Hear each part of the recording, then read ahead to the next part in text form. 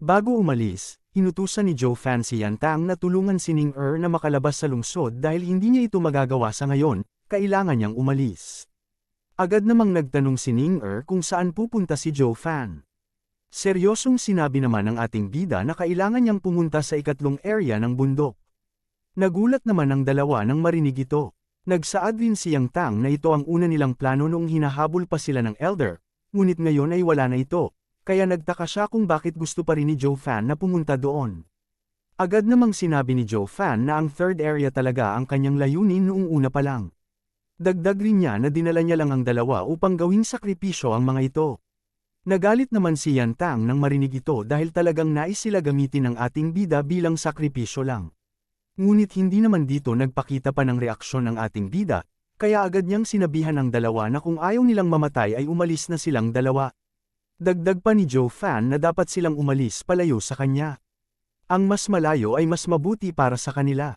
Ngunit bigla namang hinawakan ni Ning Er si Joe Fan at sinabi niya na kung hindi siya itinuturing ni Joe Fan na pabigat, ay nais niyang sumama sa kanya.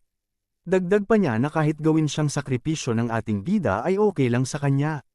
Nagulat naman si Joe Fan nang marinig ito mula sa kanya. Agad namang lumapit si Yan Tang kay Ning Er at pinigilan niya ito sa kanyang gustong gawin. Nagtanong naman ang ating bida kung bakit nais niya pa rin na sumama kahit na alam niyang magiging sakripisyo lang siya. Agad namang sinabi ni Ning Er na walang sinuman sa kanilang lungsod ang tumulong sa kanya maliban kay Joe Fan.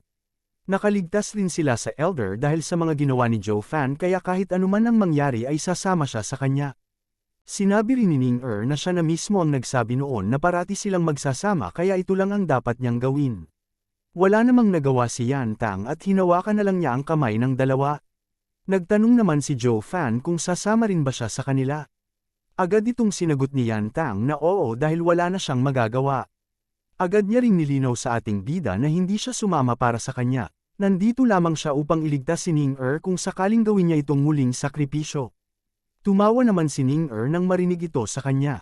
Ngunit nagbiro naman si Joe Fan na kung ganoon ay hindi siya magdadalawang isip na gawin siyang sakripisyo mamaya.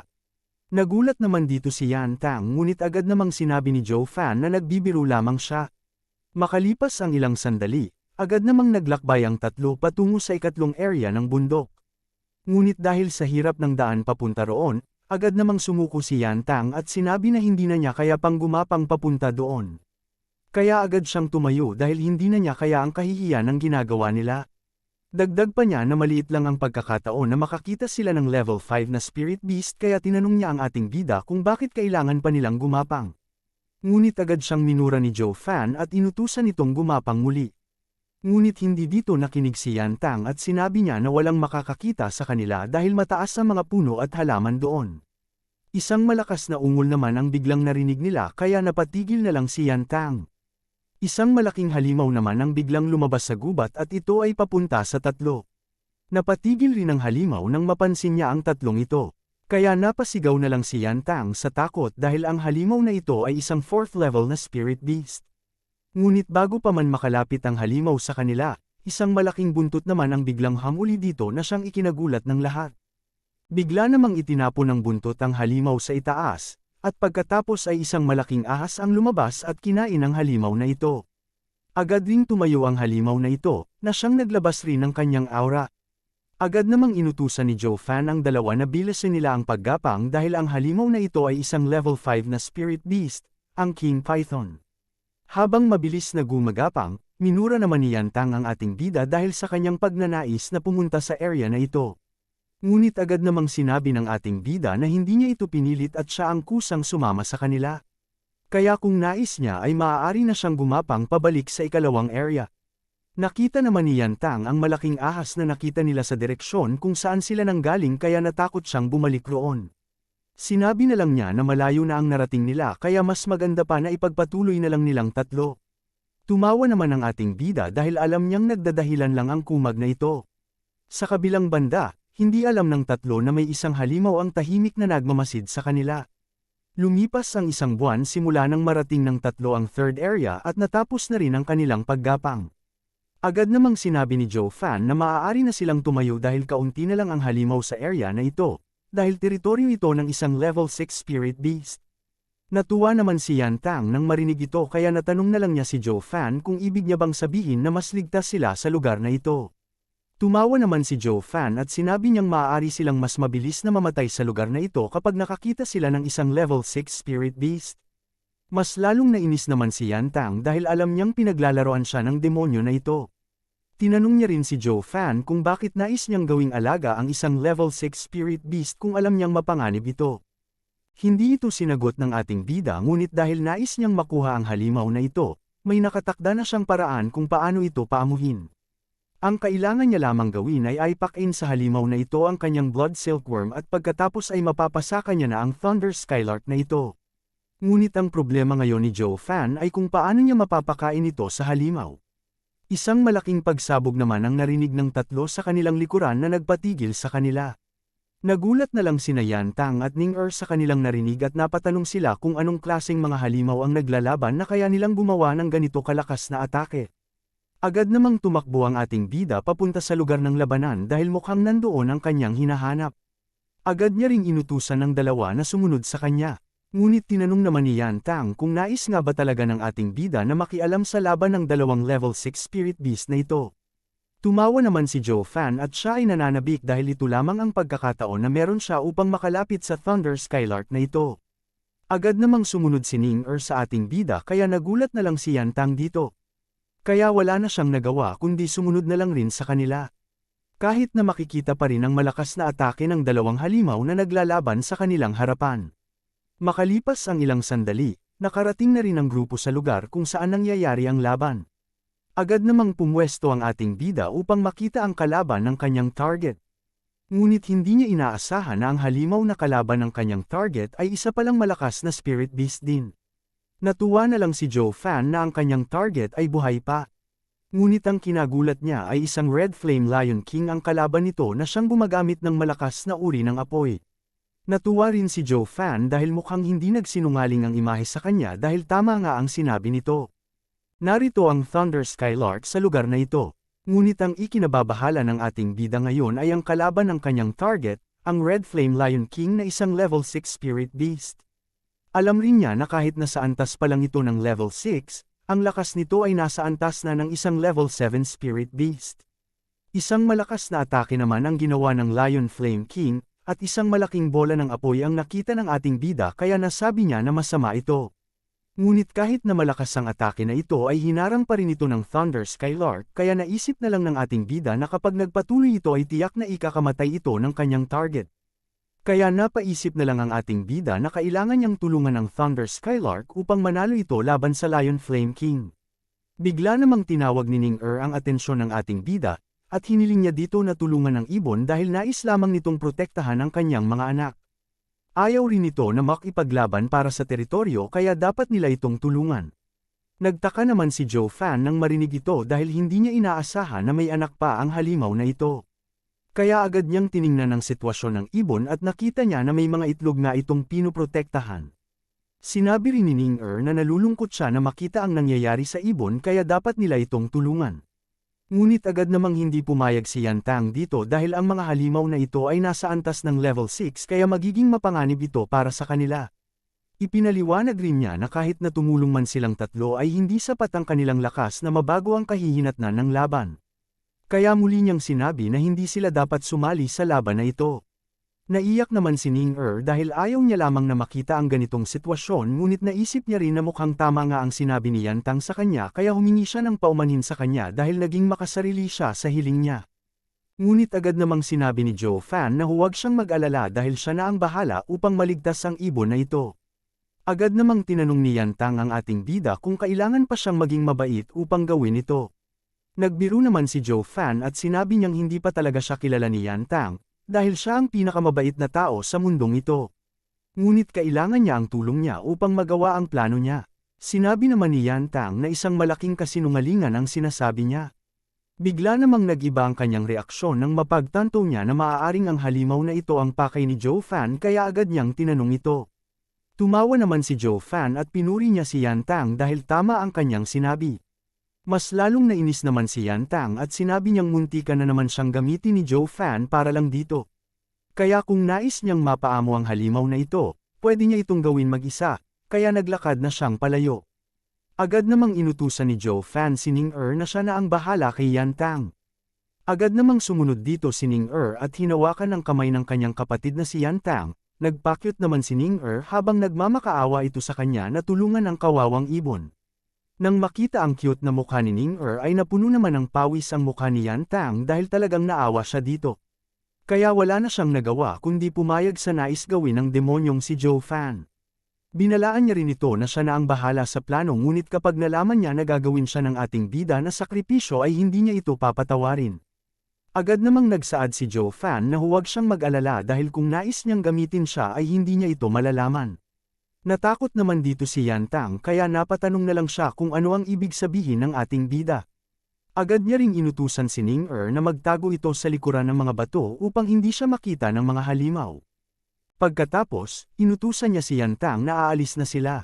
Samantala, nagpatuloy ang matinding labanan sa pagitan ng dalawang halimaw at makikita ang malalakas na epekto ng kanilang mga atake. Kaya agad na sinamantala ito ng ating bida at sila ay nagtago sa mga bato malapit sa mga itlog. Nagtanong si Yan Tang kung ano na ang kanilang gagawin. Agad na sinabi ni Zhou Fan na habang wala ang atensyon ng Thunder Skylark sa kanyang mga itlog, kukunin nila ang mga ito at itatago. Kapag napansin ng Thunder Skylark na wala na ang kanyang mga itlog, tiyak na titigil ito sa laban at hahanapin ang mga itlog. Alam rin ni Zhou Fan na sa bilis ng Thunder Skylark, tiyak na hindi ito maabutan ng Lion Flame King. Natuwa si Yan Tang at sinabi niyang magandang plano ito. Tumawa si Zhou Fan at sinabi niyang kailangan muna nilang buhatin ang mga itlog kaya agad silang naglakad papalapit dito. Natuwa si Ning-er nang makita ito dahil maliligtas na ang mga itlog habang abala pa rin ang dalawang halimaw sa paglaban. Ngunit bigla namang napansin ng Lion Flame King ang ginagawa ng dalawa. Kaya agad itong lumayo sa laban at mabilis na lumipad papunta sa ating bida. Napatigil si Zhou Fan nang maramdaman niya ang enerhiya ng halimaw at nang tingnan niya sa itaas, nagulat siya na papunta na ang halimaw sa direksyon nila. Lumabas ang pawis sa mukha ni Zhou Fan at agad niyang ipinaalam kay Yan Tang na papunta na ang halimaw sa kanila. Nagtanong si Yan Tang kung ano ang gagawin nila sa mga itlog. Agad na itinapon ni Zhou Fan ang mga itlog upang iligtas ang kanilang mga sarili at napansin ito agad ng Thunder Skylark kaya agad itong lumipad upang sagipin ang mga itlog. Ngunit agad na umatake ang Lion Flame King upang sunugin ang mga itlog. Mabilis na hinarang ng Thunder Skylark ang malaking bola ng apoy gamit ang kanyang katawan, at nang tumama na ang atake, isang malakas na pagsabog ang naging resulta na ikinagulat ng dalawa. Nasabi rin ni Zhou Fan na masama ito at nakita niya na nakahiga na ang malaking ibon sa lupa. Hindi inakala ni Zhou Fan na ang Lion King ay may utak, kaya nangyari ito. Alam rin ni Zhou Fan na kayang iwasan ng Thunder Skylark ang atake ng Lion Flame King ngunit hindi niya ito ginawa upang protektahan ang kanyang itlog. Kaya sa ngayon, kailangan niyang iligtas ang Thunder Skylark upang hindi masayang ang kanyang paglalakbay dito. Napansin ni Zhou Fan na gumawa muli ng isang atake ang Lion Flame King. Ang malala pa, mas malakas pa ito kumpara sa atake nito kanina kaya sa tingin niya, nais ng halimaw na tapusin ang kanyang target. Ngunit dahil walang magawa ang ating bida, inutusan niya si Yan Tang na tumakbo dahil malakas ang susunod na atake ng halimaw. Ngunit bago pa man tumama ang atake ng Lion King, isang malakas na kidlat ang ginawa ng Thunder Skylark upang harangin ang atake nito. Mas nilakasan pa ng ibon ang atake dahil sa galit niya sa halimaw. Kaya unti-unting natatalo ang Lion King sa palakasan ng kanilang mga atake. Agad na ginamit ito ng dalawa upang makalayo sila. Agad din silang pumunta sa bato kung saan nagtatago si Ning-er. Pagod na sinabi ni Zhou Fan na ginawa na nila ang kanilang makakaya upang tumulong ngunit mas napabilis pa nito ang pagkatalo ng Thunder Skylark. Kaya agad niyang hinawakan ang kamay ni Ning-er at sinabi na kailangan na nilang umalis bago pa man sila makita ulit ng Lion Flame King.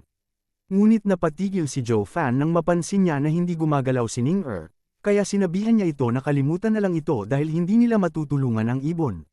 Ngunit natigil si Ning-er at naalala niya ang kanyang ina bago ito mamatay. Kaya nang makita niya ang bumabagsak na katawan ng malaking ibon habang umaatake ang Lion Flame King, lumuha siya habang nais niyang pigilan ito. Bigla siyang tumakbo sa harapan ng walang malay na ibon upang pigilan ang Lion Flame King sa paglapit. Nagulat ang dalawa nang makita nila ito. Agad namang tumakbo si Yan Tang sa harapan ni Ning-er upang protektahan siya sa magiging atake ng Lion Flame King. Kahit si Joe Fan ay tumakbo rin upang iligtas ang dalawa, ngunit nagtaka siya kung bakit niya ito ginagawa kahit isa siyang demon cultivator. Hindi niya alam kung bakit siya naging ganito kalambot, ngunit isa siyang demon cultivator. Kahit pa nasa harap siya ng kamatayan, hindi siya matatakot na harapin ito. Bigla namang lumitaw ang enerhiya ng imahe sa kaisipan ng ating bida, at isang malaking pagsabog ang nangyari na pumalibot sa buong gubat. Nakaramdam ng takot ang mga halimaw na nasa paligid ng gubat dahil dito. Kahit ang isang level 6 na Lion Flame King ay napatigil rin sa takot at hindi makagalaw sa kanyang posisyon. Nagbago ang mukha ni Joe Fan at isang malakas na enerhiya ang lumabas sa kanyang noo na parabang sinasaniban siya ng isang demonyo. Dahil dito, mabilis na tumakas ang Lion Flame King sa takot at hindi na ito bumalik pa. Napahawak ang ating bida sa kanyang noo at napansin niya ang kakaibang sensasyon ng parehong enerhiya sa nakausap niyang imahe sa kanyang kaisipan. Hinawakan ni Yantang ang balikat ni Joe Fan at tinanong kung tao nga ba siya. Agad namang tinanggal ni Joe Fan ang kamay niya at sinabing tao nga siya. Ngunit hindi makapaniwala si Yantang dahil ang isang level 6 spirit beast ay natakot sa kanya. Tinanong niya rin si Joe Fan kung nakita niya ba ang mukha ng halimaw na parabang nakita nito ang kamatayan. Muling hinailan ni Yantang si Joe Fan upang sabihin ang totoo sa kanya, at kung ano pa ang mga sekreto niya na tinatago sa kanila ni Ning-er. Nagbiro si Joe Fan na hindi niya kapatid si Yantang kaya wala siyang dapat sabihin sa kanya. Sa kabilang banda, tahimik na pinagmamasdan ni Ning-er ang katawan ng Thunder Skylark. Nang makita ito ng ating bida, sinabi niya na hindi na mabubuhay ang ibon. Nalulungkot na nagtanong si Ning-er kung may alam ba si Joe Fan na paraan upang mailigtas ang ibon. Ngunit sinabi ni Joe Fan na wala na silang magagawa. Lumuha si Ning-er at nang tumama ang mga luha sa katawan ng halimaw, bigla itong nagising kaya nagulat si Joe Fan. Sinabi ni Ning-er na nais ng ibon na kunin nila ang kanyang itlog. Nang kunin nila ang mga itlog, napansin nila na sunog na ang mga ito at wala ng senyales ng buhay. Napansin ni Ning-er na kulang ng isa ang mga itlog. Nasabi niya na may pag-asa pa sila dahil nawawala ang isa. Ngunit hindi nagsalita ang dalawa dahil alam nilang kahit makita nila ang isa, maaaring nasunog na rin ito. Napaiyak si Ning-er at humingi ng paumanhin sa ibon dahil hindi nila nailigtas ang mga itlog. Bigla namang itinaas ng ibon ang kanyang mga pakpak at napansin ng tatlo ang paglabas ng isang itlog. Naisip ni Joe Fan na alam ng ibon na hindi niya kayang mailigtas ang lahat ng kanyang itlog kaya minabuti niyang iligtas ang isa man lang. Kahit na mapatay man siya ng Lion King, tiyak na hindi niya makikita ang itlog na ito.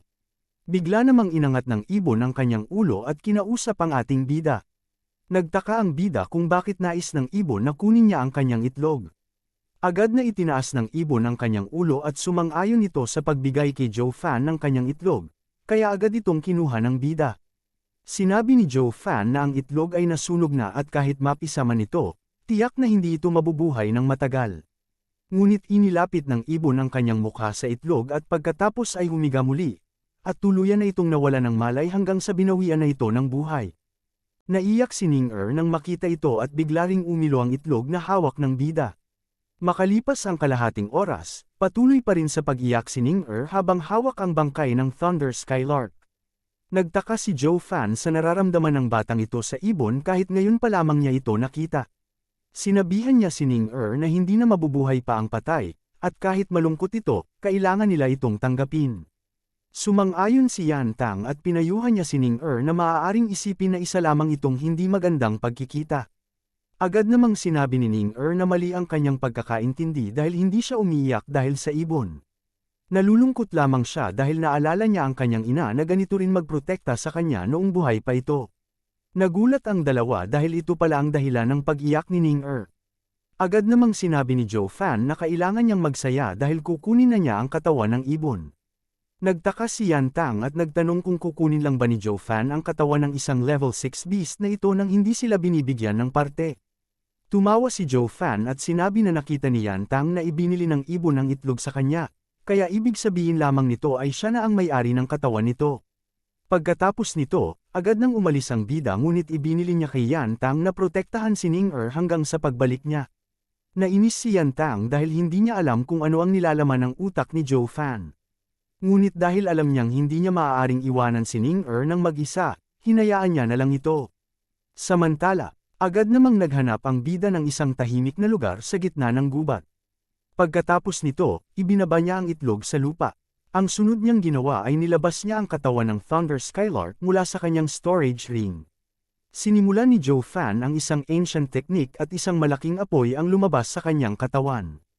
Naisip niya na ang enerhiya na ito ay sapat na upang palakasin ang itlog ng ibon. Kaya upang magamit niya ang katawan ng halimaw ay kailangan niyang gamitin ang suitor na ito, kasabay nito ay isang malaking apoy rin ang nabuo sa harapan niya. Naisip ng ating bida na ang estado ngayon ng ibon na ito ay hindi maganda dahil sa pinsala nitong natamo. Kaya upang mabuhay ito ay kailangan niya ang enerhiya ng ina nito. Kaya ngayon na wala na ang ina nito kailangan nitong mapapisa ni Joe Fan upang maging master siya nito. Nasabi rin ni Joe Fan na ito rin ang sinabi niya sa Thunder Skylark bago ito mamatay. Kaya alam na nito na gagamitin niya ang kanyang bangkay upang mabuhay lang ang kanyang itlog. Kaya sa tingin niya ay talagang nakakamangha ang pagmamahal ng isang halimaw na ina pagdating sa kanyang mga anak. Ngunit kahit na hindi pumayag ang ibon na ito ay gagawin pa rin ito ni Joe Fan at wala silang magagawa dito. Kaya sa tingin niya ay mas mapapabilis ang kanyang plano pagkatapos nito. Matapos ang ilang oras na pag-aantay ng dalawa ay dumating na rin si Joe Fan. Kaya natuwa na lang si Ning-er dahil bumalik na siya. Agad naman na tinanong ni Yan Tang kung ano ang ginawa ni Joe Fan sa bangkay ng Thunder Skylark. Tumawa naman si Joe Fan at kanyang sinabi na hinati niya ito sa mga piraso. Kaya nagulat na lang si Ning-er nang marinig ito.